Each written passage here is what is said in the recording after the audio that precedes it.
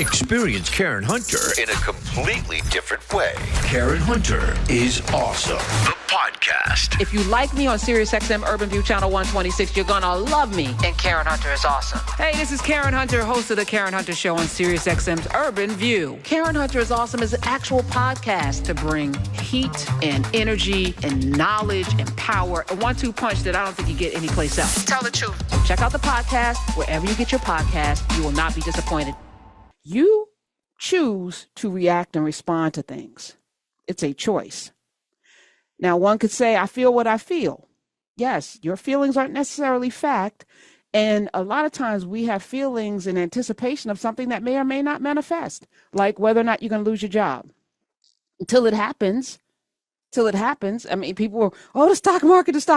Until you sell those stocks, they're not losses. Now, the stock market bumped back today a little bit because, I'm in it.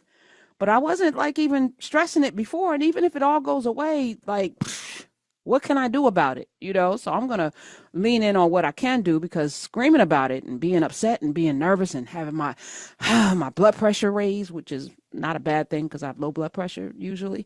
But today, Trump paused the tariffs for 90 days. He's playing. He's got everybody on a yo-yo string. I'm going to put the tariffs. I'm going to take them off. I'm going to put them in. I'm going to take them off. I'm going to lie. A lot of people tell people everybody's kissing my ass.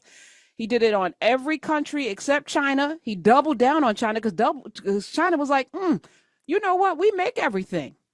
You want to put tariffs on the country. Your raggedy ass shirts and stupid ass hats are made in China. Are you kidding me right now? And we got people and robots. We make people do things here. You can't do that there. You're going to have people in the streets. Yeah, all right. China was like, checkmate, bitches. Well, he today raised the rate to 125% tariffs on China. I don't know that they're going to be impacted by that. Plus, they own a lot of our debt. But the Treasury Secretary, Scott Bessent, he told reporters that the market didn't understand. The market understood. These people know that this is ridiculous. And it is purely a tactic to keep you off balance. It's Wellness Wednesday. We're going to talk today with a doctor about happiness and forgiveness. And we're going to be talking about the pathway to happiness. I'm looking forward to that. But I was thinking yesterday, there was a lot of angst in the place. But I was like, nope. Hey, everybody, let's hug. And not that hugs are going to send stuff away, but I do realize I even didn't know that I was just telling Smiz something was going on with me that I didn't even know about till today. I was like, what? And had I known how to come in with a different energy, probably I'd have been a little like, you told Hopple to beat me, looking for somebody to, who I need to talk to. I would have come in with a different energy. And listen to Lathan Thomas share her story. And if you didn't listen to yesterday's show, by the way, I enjoyed it. I don't know if you enjoyed yesterday's show, but having Larry Daniel Favors in the studio was just magic. It was wonderful. I had so much fun with her. I didn't get to anything. Well, most of the things on my script yesterday, irrelevant. I got to talk to Larry, and then Lathan came in and shared her story after listening to us talk with the folk about, traveling about the world and sharing about how she came back into the country after vacationing elsewhere, came back in and got her passport snatched, her luggage got ransacked. And I know a lot of us have that, because I possess this. Who you talking to energy. I know my rights energy. We have that. Let me speak to the manager. That's me. And I'm doing that on purpose. But she gave great advice. Silence is golden. My mother used to say that to me, and I never did. I'm at the age now where I'm looking at the wisdom of my mother and saying, wow, I wish I had listened to a lot of the things she was right. Cool it, Karen. Yeah, I know. I will, Mom. I will. But I was thinking about how would I handle that? Would I, do you know who I am? I probably wouldn't do. I'd never do that because I think that that's cheesy. But I have a hard time with people snatching my stuff and telling me what to do. But she said that thing, and I was like, that's the right thing. That's the right thing to do. And it's not akin to taking an ass whooping on a plantation. It's not akin to, Yesman and what have you. It's akin to staying alive and living to talk about it so that we can strategize, because we have work to do. And those of us who are rolling up our sleeves, getting busy, we need to be here to get busy. And posturing in an airport where you have no power or rights is not going to get you to where you need to go. So I was like, wow. As we travel, I saw another TikTok video of a gentleman who was driving. He's a military guy driving. I don't know if I shared that video with you, Smith, because it was just too painful. But he was driving across the country to give his car to his girlfriend because he's being deployed. So there was a lot going on in that video. Because first I was like, where's he being deployed to? What's going on that he's being deployed and it's urgent? So he had to drop his car off. But he went through one of these places where people wear red hats and act stupid. And so he stopped at the gas station and got some snacks, and he had his dog tags out. And some guy was like, they still let you people in the military? And he was like, excuse me? Yeah, the color, like, he got, racial. And he said, normally, I would behave a certain kind. And he did. He yoked the guy up and was like, that's your wife and your kids in that car right there. He had that guy by his throat. And he said, it just, like, I'm not going to be out here in these streets because I can't control myself. But that would have been a situation where if somebody had called the police, he would have been the one getting tased. I'm listening to Radical Equations, Robert Moses's book. And they're going down south is not about math, but it is about math because everything is math, really. It's numbers, right? So they're down south, and one of the leaders of, the movement to register people to vote is taking people to the courthouse to vote. And the clerk said, we're not registering people today. And so the gentleman, the black guy who has a farm worker with him to register, and he was like, who aren't you registering? And the man pulls a gun and busts him in the head with the gun. And as he's running out of the courthouse looking for help, the police come and arrest him. They arrest him. And I thought about, how today that could happen. And we're not even waiting for martial law because they never needed martial law to have autonomy over our bodies. Ask Freddie Gray, I can go down the list and I won't. Ask a number of people who are no longer breathing whether or not you have autonomy when the police stop you, even if the police look like you. So it is a strange time to be in a space where we don't even have a Justice Department, where we don't have, any place to go. So what do you do when you don't have any place to go? You double down on community. You stay in community, meaning we not going places by ourselves anymore. No, you got to have your crew with you, your North Sentinelese crew. They need to be rolling with you. 2x2, 4x4. We need to be, if you're going to have to be out in the streets, make sure you do a buddy system. Because I was thinking about all of that. Latham was traveling by herself. Would it have been different if there were 3 or 4 people traveling with her? It's easy to snatch one person up and surely they can isolate all of us. And surely they had paddy wagons for black folk back in the day, and they would shove us in the cells the way they shoved us into those dungeons on the continent of Africa, the many, many dungeons on the shores. But it's a lot harder when there's witnesses. George Floyd in a vacuum with no witnesses would have just been another drug addict passing a bad bill who, bad 20 who was resisting arrest. But little Darnelia Frazier had her camera out, and as did many other people, and wouldn't move. It was a crowd.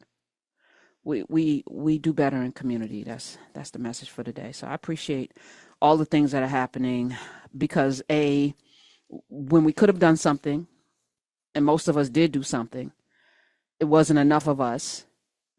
So now we're suffering the consequences of a lot of people making a different choice and maybe not being aware that their choice has, because my vote doesn't matter, but it does.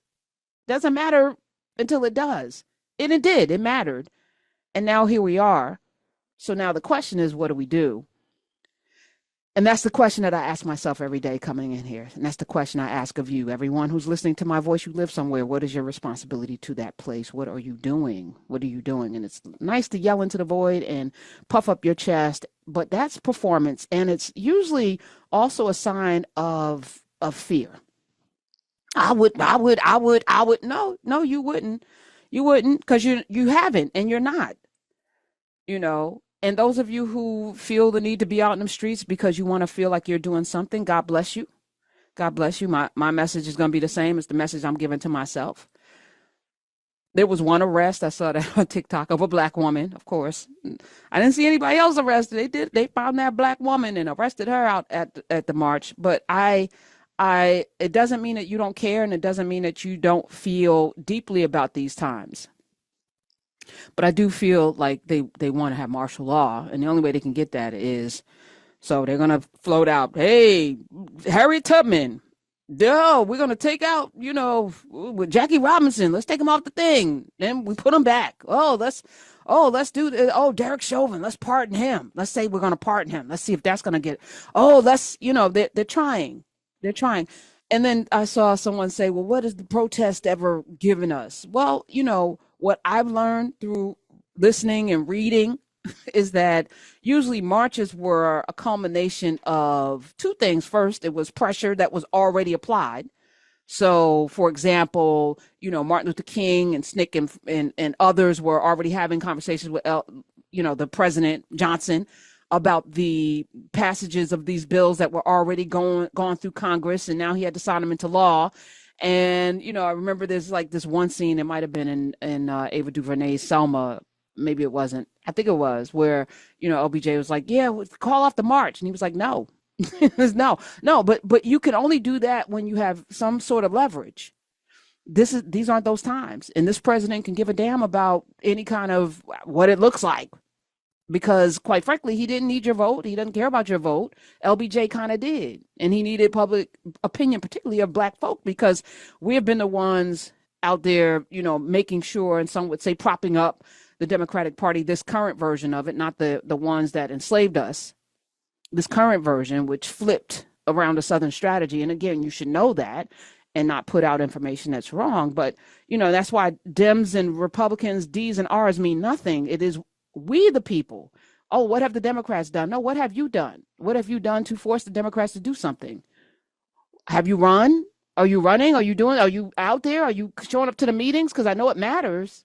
At least that's what I hear from the politicians. It matters when you show up, when they have a town hall or whatever. It matters. It matters so much. A lot of these guys aren't even having town halls anymore because it matters.